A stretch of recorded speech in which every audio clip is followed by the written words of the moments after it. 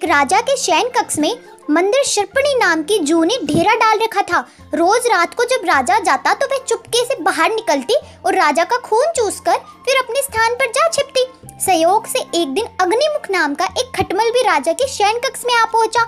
जू ने जब उसे देखा तो वहां से चले जाने को कहा। उसने अपने अधिकार क्षेत्र में किसी अन्य का दखल सहन नहीं था, लेकिन खटमल भी कम चतुर न था। बोला, देखो, मेहमान से इस तरह बर्ताव नहीं किया जाता। मैं आज रात तुम्हारा मेहमान हूँ। जू अत्यंत खटमल की चिकनी चुपड़ी बातों में आ गई और उसे शरण देते हुए बोली, ठीक है, तुम यहाँ राजा को काटोगे तो नहीं, उसका खून चूसने के लिए?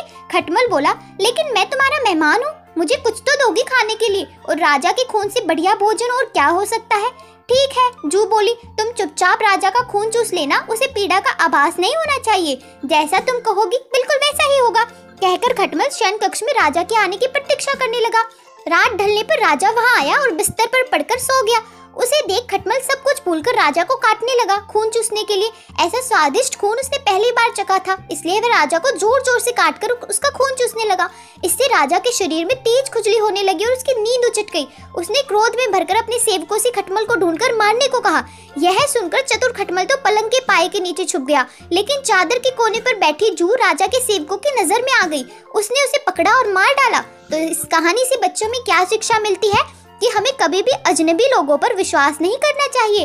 कहानी अच्छी लगी तो चैनल को सब्सक्राइब करना और ऐसी ही कहानी सुनने के लिए मिलते हैं अगली स्टोरी में। Bye bye.